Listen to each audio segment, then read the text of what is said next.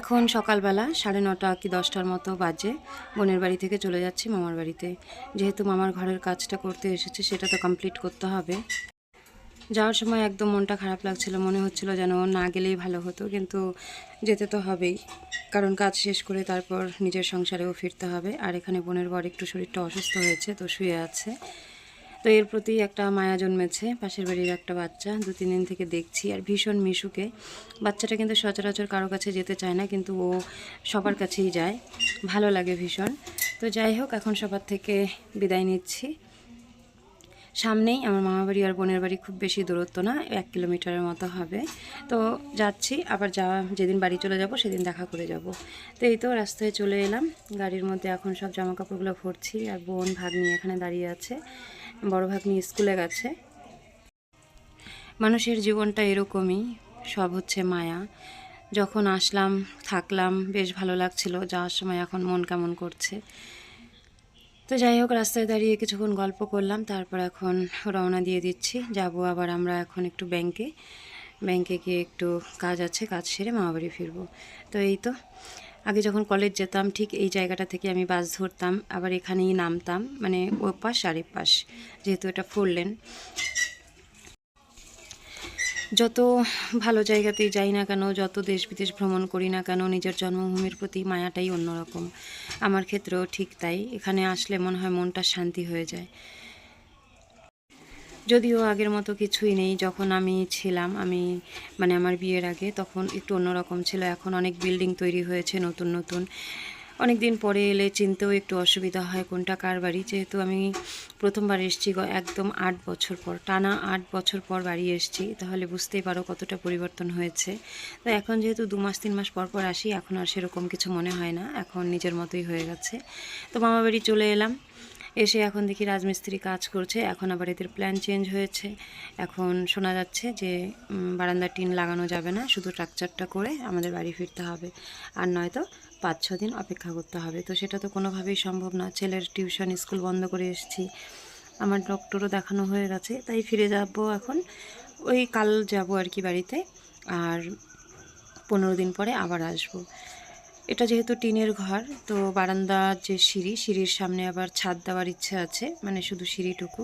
তো সেই জন্য এই চিন্তা ভাবনাটা ওরা আগে করেনি, তাই আমাদের কাজটা বন্ধ করতে হবে, মানে সমুদ্রের বাবাকে আর কি পরে এসে টিন লাগাতে হবে।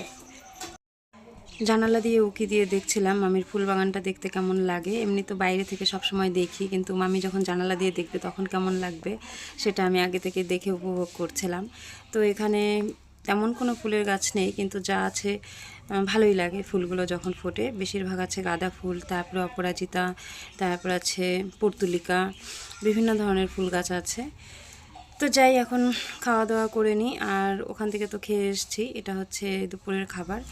তো মামি মাংস রান্না করেছে, সেটা দিয়েই খেয়ে নিচ্ছি। আর এখানে পরে রান্না হচ্ছে করলা ভাজা, মসুর ডাল, এসবই, কারণ দিদা যেহেতু আছে, দিদা তো আর মাংস খায় না। তো এখন ডাল রান্নার জন্য এই যে এখানে জল বসিয়েছে, তো রান্না বান্না হোক। আর ওইদিকে দেখো বাচ্চারা কি সুন্দর খেলছে। এই রোদের মধ্যে ঘোরাঘুরি করার থেকে ঘরে বসে খেলাধুলা করাই ভালো। তো ওরা 4 জন মিলে বসে পড়েছে লুডো খেলতে। এখনকার বাচ্চারা কিন্তু এসব খেলাধুলা বোঝেই না, তারপরেও লুডোটা টুকটাক চলে আর কি।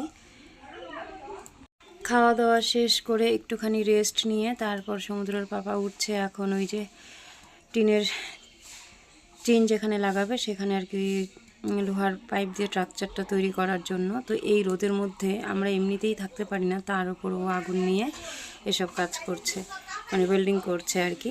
তা আমি আবার এখানে বসে আছি, চতুর্দিকে গাছ, ভীষণ ছাওয়া, ভালো লাগছে। আর কয়েকদিন থেকে যা বীভৎস গরম পড়েছে বলার মতো না আর কি।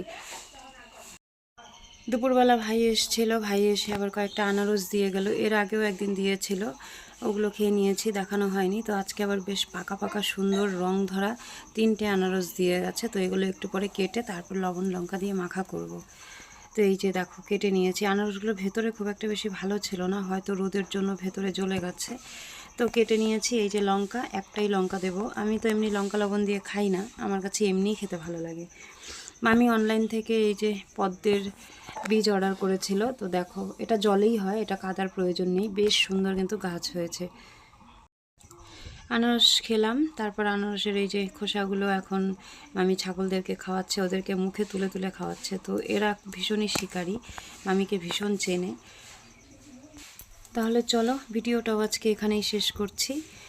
আর আমার আজকের ভিডিওটা যদি ভালো লাগে তাহলে একটা লাইক করে দিও, চ্যানেলটা সাবস্ক্রাইব করে আমার পাশে থেকো। আজকে এ পর্যন্তই, সবাই ভালো থেকো, সুস্থ থেকো, পরবর্তী কোনো ভিডিওতে দেখা হচ্ছে।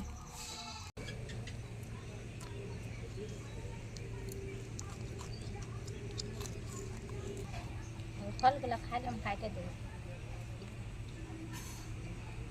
দেখো তো দিবার দিব না, দেখো থুত মাঝে ই করে আমার পাও ধরে